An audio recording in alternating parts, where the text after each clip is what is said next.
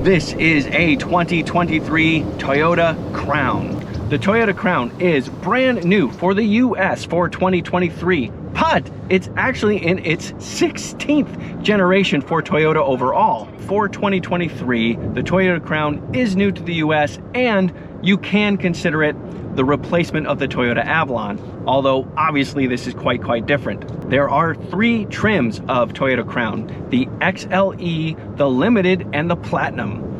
Among those 3 trims, there are 2 different powertrains, but both are hybrids and both are all-wheel drive. My name is Robin Warner, an experienced engineer and magazine editor, and I'm recording this part of the video after the fact, and I'll pop in like this a few times. After all, I was lucky enough to drive the new Crown at a Toyota event based in Nashville, but time in the Crown was both limited and varied. In a span of about 3 hours, I drove 2 different Platinum models and a Limited as well. So I'm adding a bit of information after the fact. I review all kinds of cars, from a $25,000 Ford Maverick to a $425,000 Rolls-Royce Cullinan. I'll happily jump into Honda Accords, BMW M3s, and Porsche 911 GT3s. And I have fun every time. Please subscribe and join me. The base price of the Toyota Crown XLE is $41,045. Moving up to the Limited trim adds $5,600 to the cost and starts at $46,645. And running the top of the line Platinum will cost you at least $53,445. Now, let's take a closer look around and inside a Crown. This one is a top Platinum trim. Well, here it is, brand new for the United States at least, the 2023 Toyota Crown. From the front, you definitely have a sleek looking front end with this very blunt and wide lower part right here. And this is actually blanked out mostly, but there's a few vents down here. And then into this like thin rim of light here and these very narrow headlights right here. And then it just flows into this body. I think it looks really good from the front. Looking at the car in profile, however, the bigness of the car shows itself. This is a very long sedan, and I'll go ahead and put the dimensions on the screen right now. You can see that it's approaching 200 inches long and is, wide and also taller than usual as well. This is over 60 inches tall. Standard wheels on a Toyota Crown are 19 inches, but because this is a Platinum, these are 21-inch wheels on this Toyota Crown, and it looks pretty good. Those look like the appropriate size, and that'll give you a sense of just how big this car really is. Looking at the car from the back, yeah, it definitely looks like it's one of those 4-door coupes or a fastback or something like that, but no, it is a sedan. It's just a sloped, very heavily raked rear glass sedan. I like the clean lettering here, Crown. You know that is a Hybrid Max Platinum Edition, and you got this nice wide taillight system that goes across the entire side. And I do very much appreciate that there's no fancy cladding or fake anything. There is one exhaust tip, and it is right down there. All right, let me show you trunk space.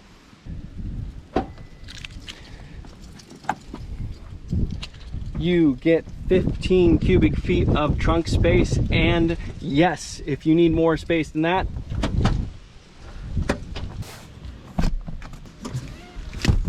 the seats fold down and you get more than 15 cubic feet of space and room for 2. All right, let's check out those rear seats. As I said, this is a big sedan, so you've got a decent amount of leg room back here. Now, this seat has gone back to allow easy in and out of the front passenger seat, and even with that being the case, I still have a few inches of knee room right there. Also, the seat bottoms are fairly high, so I have decent thigh support and less than a 90-degree bend in my knees. Headroom is a little bit on the pinch side back here, but it's not bad, and that's despite the fact that we have this panoramic moonroof. We also have heated seats in the rear and USB Type-C chargers, and of course, armrest and cup holders. Oh yeah, it's luxury back here. Let's look at the front. Again, this is the Platinum. This is the top of the 3 trims offered. So This is going to have all the bells and whistles. We do have 2-position seat memory, the usual things here. We do have lumbar adjust in the seat with the normal controls right there. And we have the 12.3-inch fully digital instrument cluster right next to another 12.3-inch center console touchscreen. We do get heated seats, ventilated seats for both front passengers. We also get a Qi wireless charger right here. You put the phone in vertically like that. Fairly standard Prindle these days. Some more USB chargers, cup holders, etc., etc. Looking up, you have some light switches and some openings for the panoramic moonroof right here. Go ahead and turn the car on. You can hear my seat moving forward, but actually nothing's powering up because this is a hybrid vehicle, of course. So there is a look at the screen lit up and the other screen lit up. And I'll go ahead and open the panoramic moonroof. Lovely. This is a very comfortable plush interior inside, and it's a nice place to be, and this multimedia system works well, generally speaking. Now, because this is a Platinum, we also have lots of drive modes. In fact, we have 6 of them. We have Eco, Comfort, Normal, Sport, Sport Plus, and Custom. Yeah, so you really do have a lot of choices in this Toyota Crown. And because we also have adaptive shock absorbers in the Platinum trim, that does have genuine difference in the way this car feels. But it really goes from very soft and plush to just reasonably soft and plush. This is not an inherently sporty car. Anyway, it is still very pleasant to drive, and there's lots to talk about on the drive, so let's get back to it.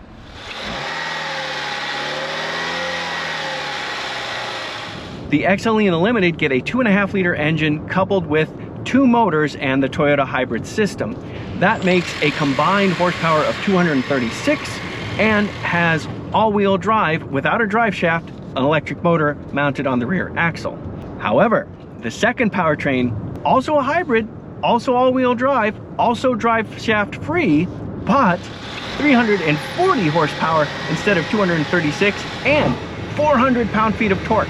And that's because not only do we have different electric motors, but instead of the 2.5-liter, we have a turbocharged 2.4-liter engine, which provides lots more power on its own. Another very important distinction between these two powertrains: the Toyota hybrid system does run the eCVT, Toyota's hybrid continuously variable transmission setup, which is very complicated. The Hybrid Max setup on the Platinum uses a 6-speed automatic transmission, which is real gears doing real gear work. So between the horsepower and the real gears that the Hybrid Max system uses, it is definitely a much more engaging powertrain. Even though it's an automatic transmission, there is not a torque converter. Instead, they use one of the electric motors, a dry clutch tied to that, and then a wet clutch between the engine and the transmission. And what that does, according to Toyota at least, is allow you to have much better packaging, much lighter weight, and really similar engagement. And because it's a hybrid, you can use the electric motor to still have smooth launches from a standstill, but then you can have more engaging, quicker shifts once you get moving. The flip side to that, of course, is fuel economy. The Hybrid Max still does well, considering that this is a 4,300 pound sedan. You get 30 miles to the gallon combined, and I'll go ahead and put the city and highway numbers up on the screen as well. But the standard hybrid, the THS as Toyota likes to call it, is much, much better. You get a combined fuel economy number of 41, and I'll go ahead and put the city and highway numbers up there as well. With the Toyota Crown, you can choose, do you want performance or do you want efficiency? It's pretty black and white between the two. On the performance side, you get 0 to 60 in 5.7 seconds. On the efficiency side, you get 41 miles to the gallon combined, and that's despite the fact that this is nearly 200 inches long and provides lots of space and good headroom and all those types of things that you'd expect in a large sedan. You heard me mention acceleration for the Hybrid Max. I can't just tell you that, of course I have to show you. Let me do that right now. I got a chance to do that a moment ago, and I want to show you. Come to a complete stop, bit of brake torque, and doesn't like that. Lifting off the brake. Hey!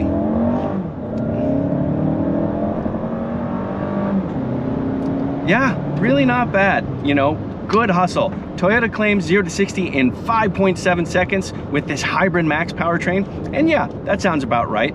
You do have all-wheel drive traction, but it is definitely a front-wheel drive base setup, transversely mounted engine, so yeah, to have a little bit of squeak from the front wheels and then off we go, sounds about right.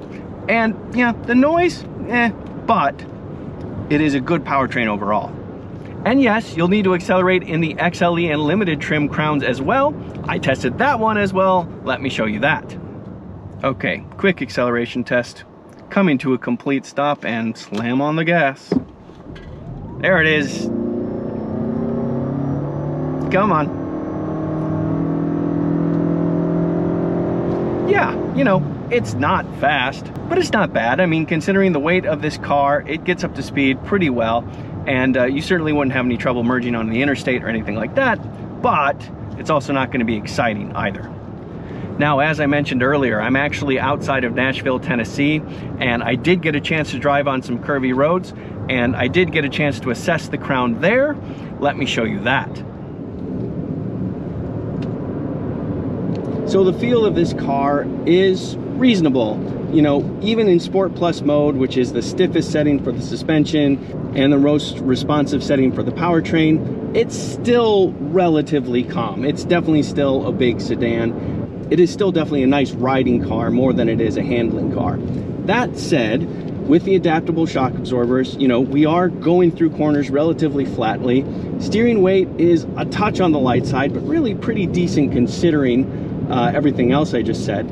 And steering feel, there's not a ton there, but you've got something to work with. It's more than nothing, so it's reasonable, it's decent. From a powertrain point of view, when you're on some curvy roads, this is a nice reacting powertrain, and this does definitely highlight the advantage of having an actual transmission, an actual fixed gear 6-speed transmission, as opposed to some kind of CVT, some kind of electric CVT, some kind of mechanism that's supposed to fake gears. We even have paddle shifters in a manual driving mode, so if you want to choose your gear, you can do that. But the computer is pretty good at downshifting for you, so you keep the revs up when you're entering a corner, and you can exit out of a corner nice and strongly. Considering the category of car this is totally reasonable. Now let's get into a little bit more of what this Toyota Crown is about. Ride quality, comfort in the car, space, conveniences, those types of things. That is obviously, despite the fact that we have more powerful powertrain options and a Sport Plus drive mode in those powertrain options, this is definitely still a comfortable car before it is a performance car, clearly. And in that sense, we're in a good place. You know, you're sitting fairly high in this car. This is a sedan, but it is over 60 inches tall. And what that means is the seats are a little bit higher than your typical sedans, and despite that, you still have decent headroom, and that's even with a panoramic moonroof in this Platinum Edition. The seats are very plush, very comfortable. Heated seats are standard even in the XLE, but if you go Platinum, you get heated and ventilated seats, and heated seats in the rear as well. You also have a 12.3-inch multi-information display, which is what Toyota calls their digital instrument cluster, and another 12.3-inch audio multimedia system, which is very similar to what Toyota first put in the Tundra. Although that one is a 14-inch screen, a lot of the features and functions are the same, and I actually did a video just on the multimedia system, which I'll put a link to right there. And from a safety perspective, Toyota put in something called Toyota Safety System 3.0, which has a lot of stuff. I'll go ahead and put that on the screen for you right now so you can check that out. More and more of these driving aids are just getting into cars every year, and because this is Toyota's flagship sedan, it makes sense that they'd go with on the high side of the types of features that you would get. Now, let's take a quick ride in the Toyota Crown Limited trim.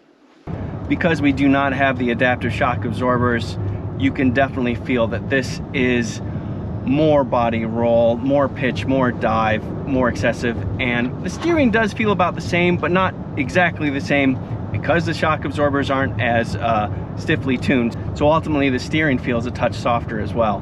But from a ride perspective, it's entirely pleasant. If it were up to me, it would be a little bit stiffer, even just for the ride quality side of things, just to have a little bit less motion in the body, but generally it's very comfortable. Also, from an interior point of view, the seats are plenty comfortable, and wind isolation and road isolation is pretty good. You know, you can hear some wind going around the side view mirrors and that kind of thing, but it's certainly not intrusive. I would say it's on the high end of a mainstream sedan in terms of wind noise quality. So put it all together, what do you have in the Toyota Crown? Well, I think Toyota correctly calls it their flagship sedan. It is clearly their biggest sedan, and it's long, but it's also tall, a little bit wide, and the fact that you have standard all-wheel drive and standard hybrid power, you know, that all adds to it. But this is clearly not just an enthusiast machine. This is a big, comfortable sedan. This is what's replacing the Toyota Avalon, which was not an enthusiast machine.